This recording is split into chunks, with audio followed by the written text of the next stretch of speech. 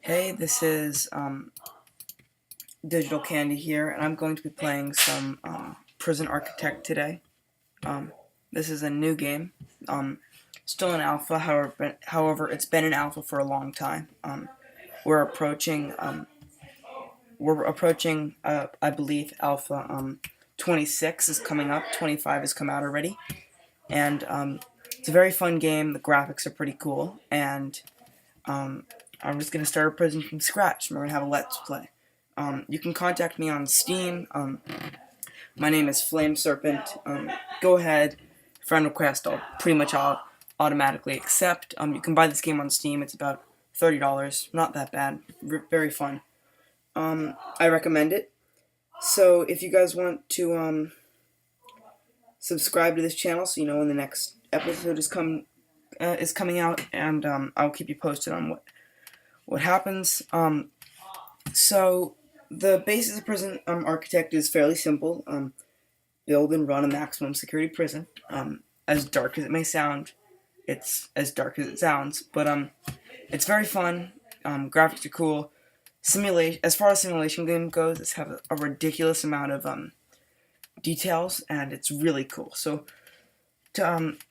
one part of the game is called grants. So you're basically running a prison from money that you get from the government, and one way to get money is to go to grants. And you start off with a list of like 5, and these top 2 are the best, because if you complete these, then you kind of have a working prison. So just click on, you can do 2 at once until you upgrade, and so yeah. So one of the first things it requires you to do is build a holding cell. So maybe out in the middle of your prison, like I like to center it along where the deliveries and the garbage go out.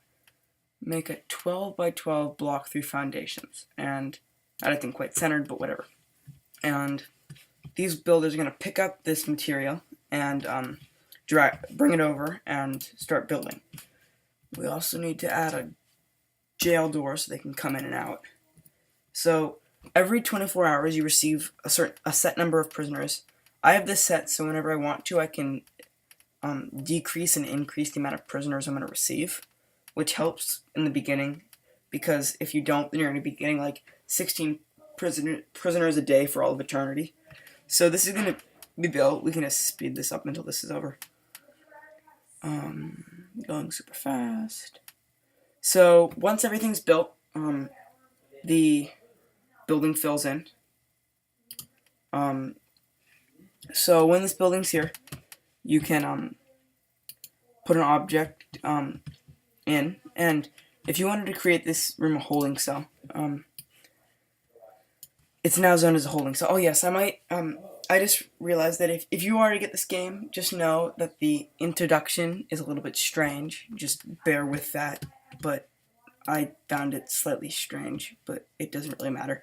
So inside of your holding cell, you're required to have a minimum of 5 by 5, which it is. It's greater than 5 by 5. It is definitely enclosed with a jail door and such. It's indoors. And 2 other things it requires is a bench and a toilet. So, bench, restroom. Just buy it, makes it easier. So these 2 things are going to come on buses, hopefully, at some point. Or, do we already have it? No. A bus should eventually come holding... this is interesting. At some point... Oh, no, we already had some. The people bring it from here and bring it in, and they build it. And now this becomes a working holding cell. You still need water and power, but I'll discuss that in a little bit. The other thing it requires... So if we go back up to the grant... Actually, there's a CEO letter. I should have realized this, but just tells you to start building this stuff. If you go to shower and you go to foundations, I don't know, let's make the shower brick, because we're just that fancy. You can zone it again. So it says requires entrance. If you don't have an entrance, it's going to build, it's going to make the layer work, but it won't turn into a finished product until you actually have a door, because if you don't, then people can get trapped inside. They come in, they build the shower, and then you can do 2 things simultaneously. So we wanted to also build a yard at the same time. And a kitchen. So that's a brick building. And if we also continue, and let's just add, I don't know, a canteen. So a canteen, for those of you who don't know, it's basically another word for cafeteria. The cafeteria can be like 10 by 10. That's usually about a good size. And the coolest thing about this game is that every single piece that's used that has a purpose, its purpose is well served. Or how should I say this? It's used to its fullest. Like, it isn't one of those games where you sit down at a table and only one person can sit on one side of the table. I'm not really sure an example of that, but like each table with 2 benches on each side, each bench sits 4 people, and a table can hold 8 people, which split the side.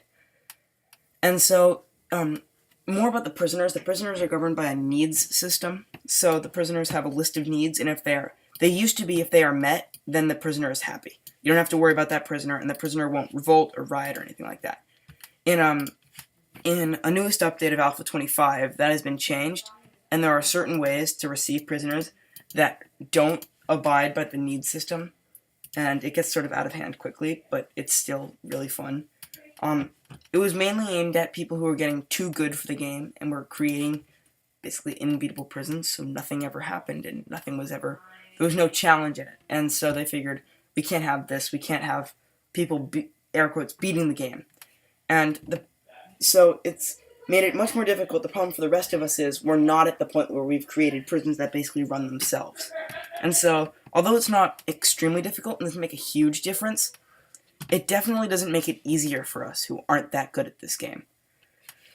If I continue, and we have a yard, shower, kitchen,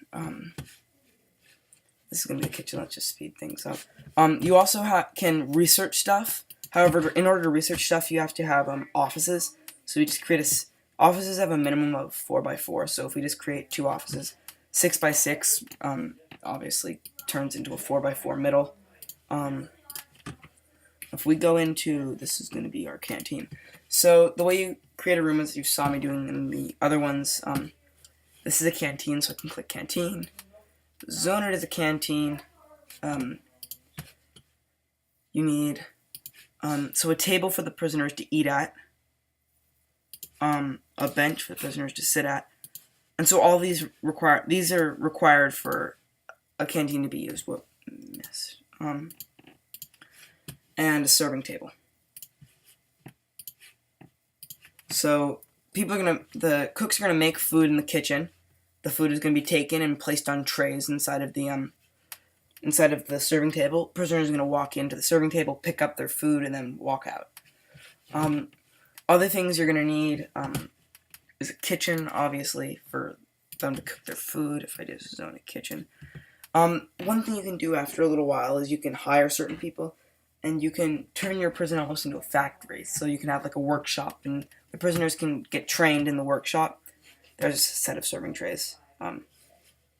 Great, froze up a little bit. However, that comes later.